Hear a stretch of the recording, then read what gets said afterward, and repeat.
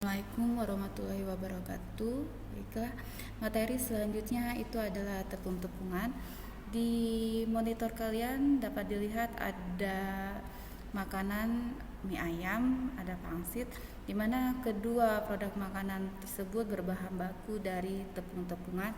Bahan bakunya adalah tepung terigu. Apa sih tepung-tepungan?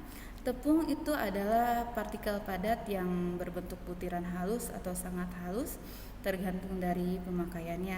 Jadi semua bahan pangan yang bentuknya padat dan dapat dihaluskan itu masuk ke dalam kategori tepung. Terdapat berbagai jenis tepung-tepungan, dapat dilihat dari kategorinya ada penggunaan, asal dari penggunaannya, kemudian dari jenisnya dan dari asalnya. Untuk penggunaannya itu dilihat tepung itu dapat digunakan untuk penelitian, keperluan rumah tangga serta sebagai bahan baku industri. Penelitian yang sering kita dengar itu adalah penelitian tepung, misalnya tepung pisang yang ditambahkan pada cake, kemudian lagi tepung ubi jalar yang ditambahkan pada brownies. Untuk keperluan rumah tangga biasanya tapioka untuk pembuatan pempek, tepung terigu untuk pembuatan cake, dan bahan baku industri ya banyak sekali ya tepung terigu sebagai bahan baku utama pada pembuatan cake dalam industri besar. Untuk jenisnya itu dibedakan menjadi dua. Jenisnya ada jenis tepung dan jenis pati. Untuk tepung itu berasal dari bahan utuh yang dikeringkan, yang digiling, diayak jadi tepung, butiran halus. Biasanya tepung itu ada yang tepung terigu, tepung beras. Sedangkan kalau pati berasal dari sari patinya. Pati sendiri definisinya adalah suatu polisakarida yang mengandung dua polimer yaitu amilosa dan amilopektin. Biasanya pati tersebut yang terkenal di masyarakat ada tapioka, ada sagu, dan ada maizena. Kalau misalnya dia dalam golongan pati, jadi tidak perlu lagi ditulis tepung di depannya. Contohnya tepung tapioka itu salah. Seharusnya tapioka saja, tidak perlu ditambah embel tepungnya sebutnya. Kalau berdasarkan asalnya dia dibedakan menjadi dua, berdasarkan asal nabati atau dari asal hewaninya. Untuk nabatinya contohnya terigu yang berasal dari gandum, tapioka berasal dari singkong atau ubi kayu, dan maizena berasal dari jagung.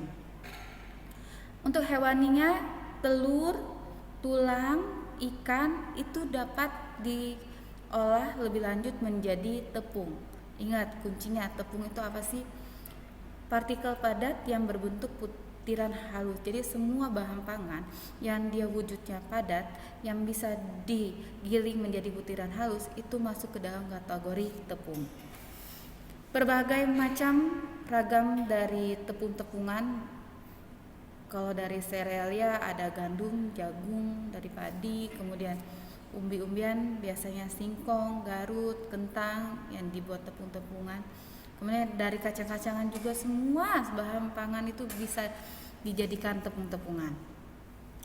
Dan akan dijelaskan itu yang sering digunakan oleh masyarakat. Pertama itu gandum, itu sangat terkenal sekali di masyarakat. Ada berbagai jenis tipe tepung yang berasal dari bahan baku gandum. Yang pertama itu adalah wholemeal flour. Wholemeal flour itu tepung gandum yang masih memiliki kulit arinya gandumnya. Gandum yang masih memiliki kulit ari dikeringkan, digiling sehingga warna yang dihasilkan adalah kecoklatan dan teksturnya kasar. Karena masih mengandung atau masih ada arinya pada gandum tersebut mengakibatkan gandum tersebut kaya akan serat dan sifat fisiknya dia menyerap cairan dan cocok sekali untuk cookies. Pernah dengar roti gandum dan roti tawar biasa? Sebenarnya roti gandum itu sama bahan bakunya dengan roti tawar biasa, sama-sama berasal dari gandum. Bedanya kalau yang roti gandum tersebut dia bahan bakunya dari gandum yang masih berkulit ari, sehingga warnanya kecoklatan dan teksturnya kasar, kaya akan serat. Sedangkan yang roti yang biasa itu dia berasal dari bahan bakunya wheat flour, dari gandum yang sudah dihilangkan kulit arinya.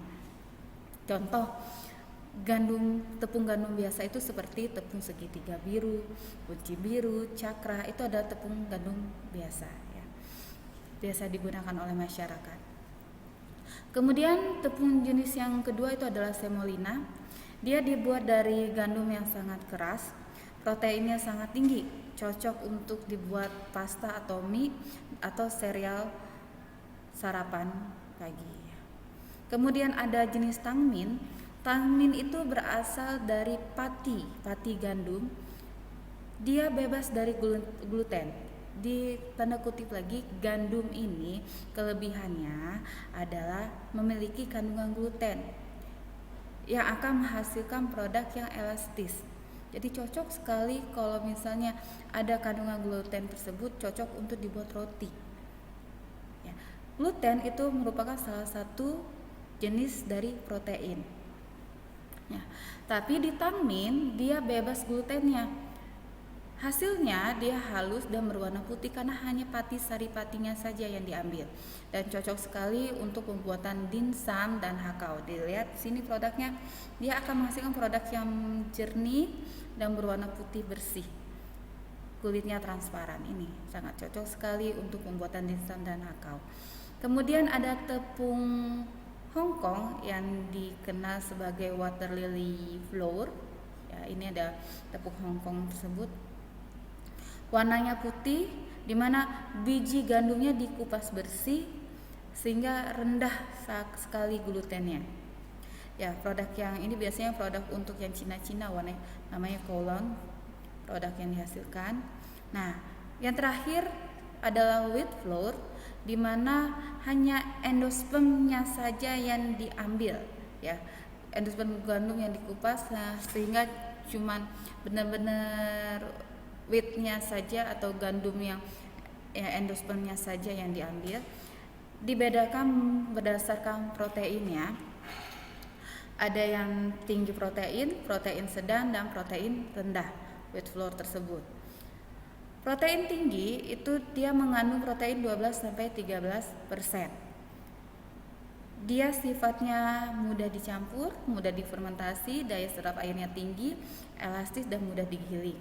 Cocok sekali untuk pembuatan mie, roti, kulit pasir, dan sus. Nah, ini produk pasarannya adalah cakra kembar, kereta kencana, komachi, dan tali emas. Untuk protein sedang dengan kandungan proteinnya adalah 10-11%, dia campuran dari hard dan soft wheat gandum. Adonan kerangkanya lembut tapi masih bisa mengembang. Cocok sekali untuk pembuatan donat, bakpao, waffle, pancake, cake, dan muffin. Contoh produk pasarannya itu adalah segitiga biru, gunung Bromo dengan beruang biru. Dan yang terakhir itu adalah protein rendah dengan kandungannya adalah 8-9%. Daya serap airnya rendah, sukar diulen, lengket, tidak elastis dan kurang mengembang. Jadi sangat cocok sekali untuk cookies, biskuit, pastel, dan pie crust. Contoh produk pemasarannya itu adalah roda biru dan kunci biru.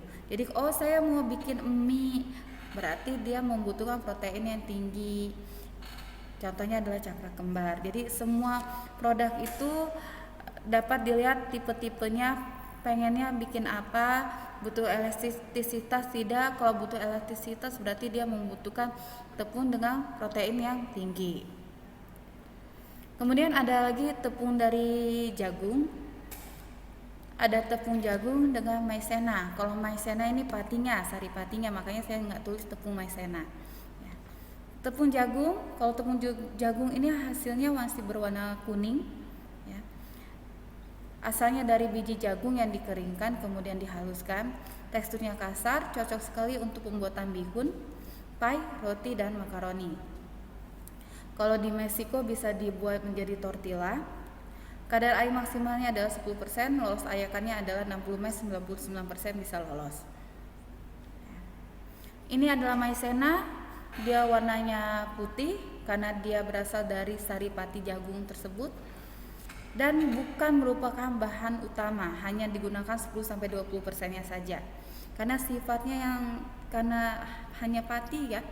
Jadi amilosa dan amilopektinnya pure murni fungsinya untuk sebagai pengental. Jadi kalau misalnya dia menjadi bahan utama, dia tidak bisa dipakai karena fungsinya sebagai pengental, anti gumpa, anti lengket. Tahu krim sup? Krim sup itu ditambahkan dengan maizena sehingga dia akan mengental. Untuk maizena sendiri teksturnya halus dan lembut. Efeknya renyah untuk kue kering. Kemudian tepung dari padi. Tepung beras, ada tepung beras merah ya. Kalau tepung beras itu yang biasanya beras putih. Beras utuh ya sudah kering digiling. Biasanya bikin kue talam, kue apem. Kalau digorengan menjadi renyah. Bahan baku bihun. Apa beda bihun dengan soun? Kalau bihun itu berasal dari tepung beras, kalau soun itu berasal dari jagung ya. Tepung beras merah ini dia sangat baik sekali untuk makanan bayi karena dia mengandung antosianin dan nilai gizinya lebih tinggi dibandingkan tepung beras biasa. Tepung ketan, biasanya ketan itu warna hitam ya, tepung ketan hitam. Dia dari ketan utuh, kemudian dikeringkan, digiling. Tepungnya sangat lengket karena dia mengandung amilosa yang sangat rendah, amilopektin yang banyak. Ada tepung ketan putih, ada tepung ketan hitam ya. Dia lebih liat dan kenyal karena dia mengandung amilopektin yang cukup tinggi. Dia serupa dengan tepung beras, tapi apabila diraba dia terasa lebih berat kalau diraba. Dan ditambahkan dengan air, dia terasa lebih kental karena amilosanya rendah dan amilopektinnya yang tinggi. Kue tradisional yang digunakan atau yang memakai tepung ketan itu adalah onde-onde, opak, getas, putri mandi. Kalau ketan hitam ada bolu kukus, brownies kukus ya. Nih bolunya, candil, klepon, kemudian lagi berbagai macam lainnya. Yang sedang dipermasalahkan sekarang klepon ya, syariah atau tidak syariahnya. Kemudian ada sereal lain, itu adalah tepung rye flour. Dia berasal dari Jerman ya, dari rye flour itu berbahan baku dari gandumnya gandum hitam, sehingga dihasilkan juga warna produk rotinya berwarna hitam. Dan kurang familiar di Indonesia, dia roti khas Jerman ya, sangat dipakai di Jerman. Dalam pembuatan roti masih memerlukan penambahan tepung terigu karena dia glutennya yang tidak terlalu banyak, rasanya agak asam, warnanya ya pada saat penggilingan ada light, terang, medium, dan dark. Kemudian ada tepung havermouth. Havermouth itu terbuat dari biji oat. Dia kaya dengan serat dan protein, bebas dari gluten, tidak memiliki gluten. Lemak tak jenuhnya mengandung linoleat. Apabila dia teroksidasi kena dengan udara akan menghasilkan aroma yang tengik. Kemudian ada avenatramidis, ini adalah antioksidan yang hampir menyerupai tocopherol. Cocok sekali pada penggunaan bubur, cookies, breakfast, dan sereal. Ini ada tepung roti atau tepung panir.